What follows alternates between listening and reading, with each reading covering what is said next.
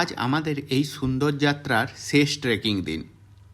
আজ আমরা ফিরব ব্রহ্মতাল বেস ক্যাম্প থেকে লোহাজাংয়ে। প্রায় 8 কিলোমিটারের পথ। সময় লাগবে 5 থেকে 6 ঘন্টা।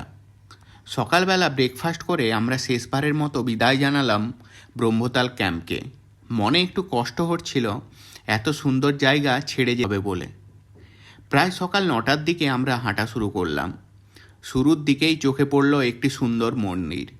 কিছুক্ষণ সেখানে দাঁড়িয়ে চারপাশের পাহাড়ের সৌন্দর্য উপভোগ করলাম। তারপর আমরা আবার এগিয়ে চললাম। টিলান্ডি টপ, ঝান্ডি টপ, সেই একই পথ, কিন্তু ফেরার সময় যেন সব কিছু আরও সুন্দর লাগছিল। দূরের পাহাড়গুলো একেবারে পরিষ্কার দেখা যাচ্ছিল। মনে হচ্ছিল এই দৃশ্যগুলো চোখে আর মনে গেঁথে রাখতে চাই। ধীরে ধীরে আমরা ঢুকে পড়লাম ঘন জঙ্গলের মধ্যে। চারপাশে সবুজ গাছপালা আর সেই বিখ্যাত লাল আর গোলাপি রডোডেন্ড্রন ফুলে ভরা বন। নীল আকাশ, সবুজ পাহাড় আর সুন্দর ছোট ছোট গ্রাম। প্রকৃতির এই সৌন্দর্য যেন আমাদের শেষ দিনটাকে আরও বিশেষ করে তুলছিল।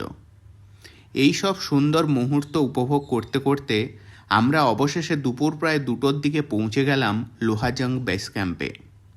রুমে গিয়ে একটু বিশ্রাম নিলাম। তারপর সন্ধ্যায় গরম চা আর ব্রেড পকোড়া দিয়ে স্ন্যাক কমপ্লিট করলাম।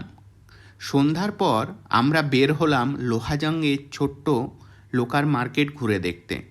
ছোট ছোট দোকান, কিন্তু প্রায় সব কিছুই পাওয়া যায় সেখানে। রাতে ডিনার করে আমরা ঘুমিয়ে পড়লাম, কারণ পরের দিন আমাদের ফেরার যাত্রা। নেক্সট দিন, ষষ্ঠ দিনে সকালে লোহাজাং থেকে রওনা দিলাম দেরাদুনের উদ্দেশ্যে। ফেরার পথেও সেই পাহাড়ি সৌন্দর্য আমাদের সঙ্গ দিচ্ছিল। পাইন গাছ, পাহাড়ি রাস্তা আর নদীর ধারা। পথে আবার পড়ল কর্ণপ্রয়াগ, রুদ্রপ্রয়াগ, ধারীদেবী মন্দির, দেবপ্রয়াগ আর ঋষিকেশ। প্রতিটা জায়গা যেন আবার মনে করিয়ে দিচ্ছিল এই যাত্রা কতটা সুন্দর ছিল। রাত প্রায় 8টার দিকে আমরা পৌঁছে গেলাম দেরাদুনে। ডিনার করে হোটেলে গিয়ে বিশ্রাম নিলাম। নেক্সট ডে, সপ্তম দিন। আজ আমাদের ফেরার দিন। ভোর 4:30টায় ঘুম থেকে উঠে আমরা রেডি হয়ে গেলাম, কারণ সকালের 5টায় জনশতাব্দী ট্রেন ছিল। স্টেশনে পৌঁছে ট্রেন ধীরে ধীরে চলতে শুরু করলো, আর আমি মনে মনে ফিরে দেখতে লাগলাম গত কয়েকদিনের সেই অসাধারণ যাত্রা। পাহাড়, বরফ, সূর্যোদয় আর চাঁদের আলো, প্রতিটা মুহূর্ত যেন চোখের সামনে ভেসে উঠছিল।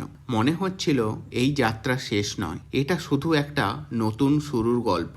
আবার কোনো একদিন আমি ফিরব পাহাড়ের কোলে, নতুন কোনো ট্র্যাকের